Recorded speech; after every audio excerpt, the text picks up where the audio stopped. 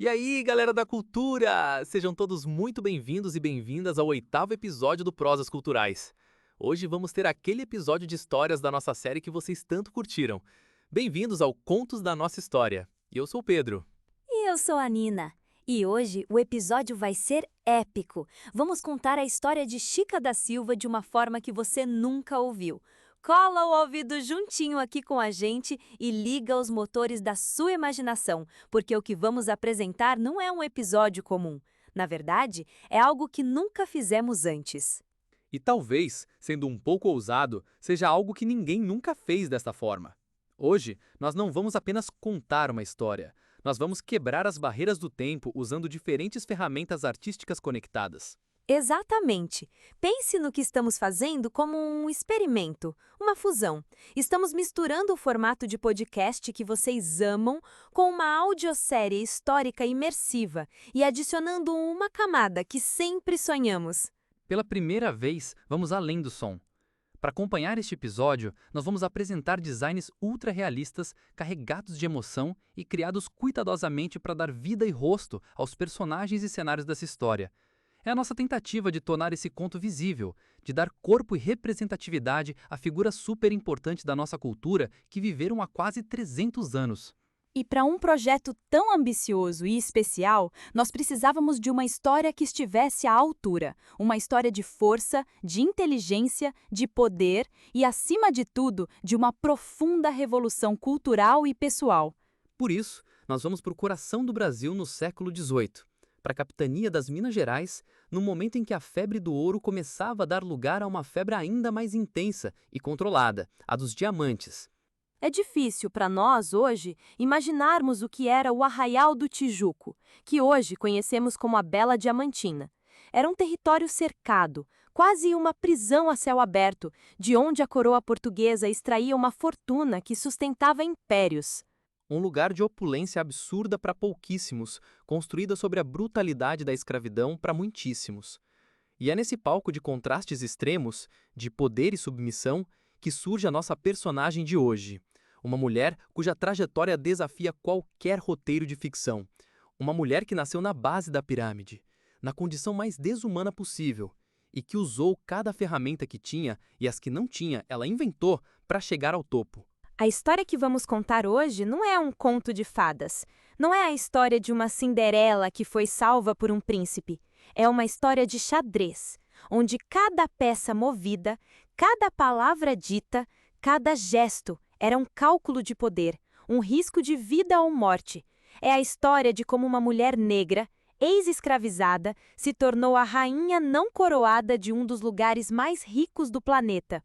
Mas, mais do que isso, e é por isso que ela está em nosso podcast, é a história de como ela usou esse poder para se tornar uma das maiores mecenas e agitadoras culturais do seu tempo. Como ela entendeu que a arte, a música, o teatro e a arquitetura não eram apenas luxo, mas sim as mais poderosas ferramentas de afirmação, legitimidade e legado. É por isso que esta história é tão importante. Ela nos obriga a olhar para o nosso passado e a questionar as narrativas simplistas. Chica da Silva não foi apenas a amante do homem mais rico. Ela foi a arquiteta do seu próprio destino, uma artista da sua própria vida. É um conto da nossa história que ficou por tempo demais nas notas de rodapé dos livros, muitas vezes contada de forma superficial ou preconceituosa. Então, hoje nós vamos tentar reviver essa história. Não apenas contar, mas sentir. Dar voz não só a ela, mas ao seu mundo. Preparem-se para conhecer a força, a inteligência e a arte de Francisca da Silva, a Chica. Nossa história começa com o que talvez fosse o único refúgio de Chica na infância e juventude. A memória cultural trazida por África pela mãe, Maria da Costa. Era uma riqueza que não podia ser roubada. Então, a gente faz um convite a vocês agora. Fechem os olhos e tentem imaginar essa cena com a gente. É de noite, depois de um dia de trabalho exaustivo, num pequeno cômodo no Arraial do Tijuco, onde a única liberdade possível era da imaginação. Chega mais perto, minha filha. Deixa eu te contar mais uma história da nossa terra, de lá de longe, do outro lado do mar. Hoje vou te contar sobre as rainhas guerreiras de Daomé. Elas eram rainhas de verdade, mãe? Com coroas de ouro e vestidos de seda? A realeza delas não estava nas roupas, Francisca. Estava na coragem, na forma como andavam, na certeza do olhar. A nobreza vem de dentro. Que espetacular! Uma criança já com essa sensibilidade. Ela já entendia que cultura era uma forma de resistência. É essa faísca que eu acho fascinante. E como em toda grande história, essa faísca estava prestes a encontrar um barril de pólvora, né, Nina? Com certeza. E o nome dessa pólvora era João Fernandes de Oliveira. Basicamente, o homem mais poderoso que vocês podem imaginar. A história não conta como eles se conheceram, mas a gente pode imaginar. Já disse que não, criatura. O vestido novo é para minha filha, para missa de domingo. Você vai com o seu de sempre, que já tá bom demais. O seu de sempre está em farrapo, Sr. Sardinha. E não sou criatura, sou Francisca. O tecido que a sua filha não quis, o que ficou de resto, serve para me fazer um avental novo. Insolente! Quem você pensa que é para exigir alguma coisa? Sou seu dono. Volte para a cozinha antes que eu perca a paciência e chame o feitor. Pode chamar, mas um avental rasgado não servirá bem à sua casa. E é a sua casa, a sua reputação que as pessoas veem na rua. Ou o senhor quer que pensem que não tem posses nem para vestir sua criadagem? Gente, que genial! Ela não apela para a piedade, ela usa a lógica do status contra ele. Ela já era uma estrategista. E o mais incrível é que essa cena foi observada de longe pelo tal João Fernandes. Ele não interveio na hora, mas ficou com aquela imagem na cabeça. E mais tarde, ele foi conversar com o sargento Sardinha, a sós. Boa tarde, sargento. Vim tratar de negócios. Ouvi dizer que o senhor possui uma escrava de nome Francisca, uma moça de espírito forte, pelo que pude notar de passagem. Doutor João Fernandes, uma honra. O senhor fala da Chica. Sim, forte até demais. Insolente, se me permite. É uma negra respondona, doutor contratador. Dá mais trabalho do que serviço. Entendo. Às vezes o que parece trabalho é apenas um diamante bruto que precisa da lapidação correta. Diga-me, sargento, qual o preço dela? Tenho interesse em comprá-la. Nela? Doutor contratador, com todo respeito, mas tem outras muito melhores, mais dóceis. Eu não perguntei das outras. Perguntei o preço de Francisca. Estou disposto a pagar bem, o dobro do que ela vale no mercado. O dobro. Ele queria aquela mulher e ponto final. E aí acontece um momento que muda o jogo completamente. Ele não a comprou para ser só mais uma. Ele a comprou para libertá-la. Imagina receber essa notícia. Vamos tentar ouvir a cena em que ele entrega a carta de alforria para ela. Deve ter sido de arrepiar. Francisca, mandei te chamar porque tenho algo para você. Um papel que vale mais que esta casa e todos os diamantes que ela pode guardar. Para mim, senhor, não entendo. Entenderá. Leia. Digo eu, João Fernandes de Oliveira, dou liberdade plena e para todo sempre a Francisca da Silva, para que de sua liberdade goze como se de ventre livre nascesse. É a minha alforria? Isso é real? Tão real quanto o chão que pisa. É a sua liberdade, Francisca. Você não é de ninguém.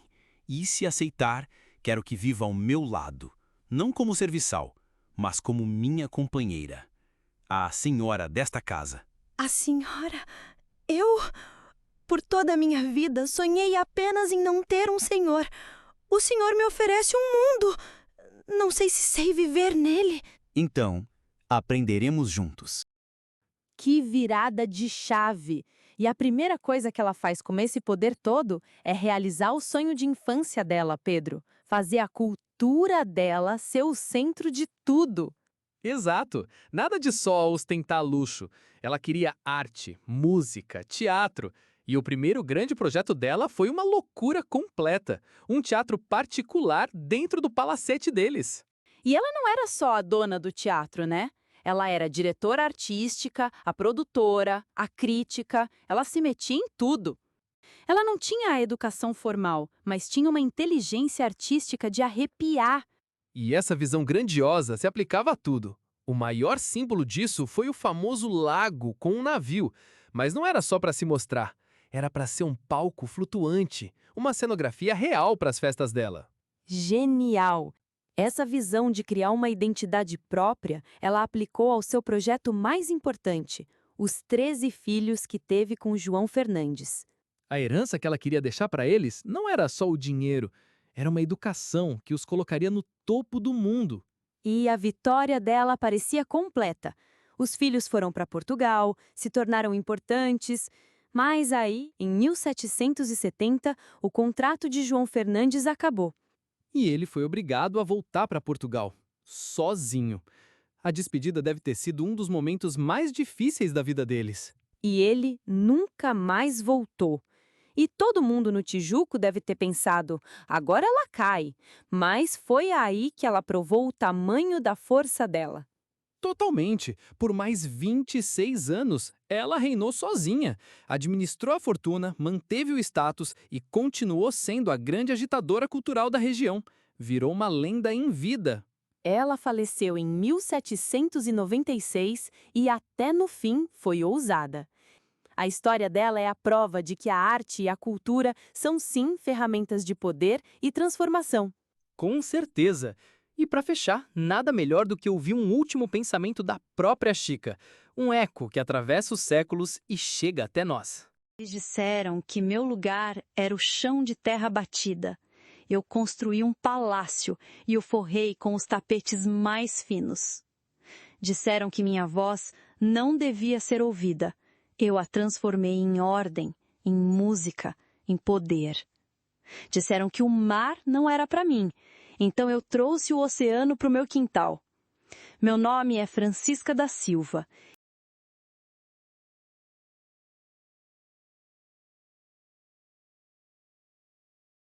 Que se lembrem de mim não como a escrava que teve sorte, mas como a rainha que fez seu próprio destino. A artista que pintou sua própria vida com as cores que escolheu.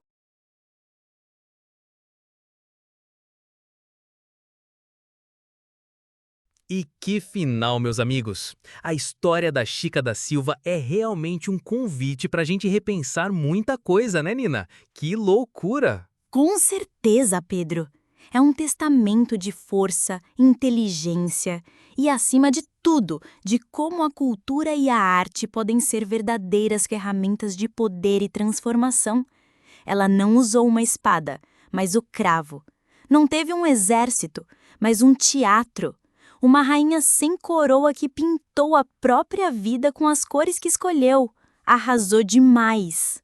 E se você se emocionou com a trajetória da Chica, sentiu a força dela e a importância da nossa cultura como uma ferramenta poderosa contra o preconceito e a limitação, então não deixe de se inscrever no nosso canal.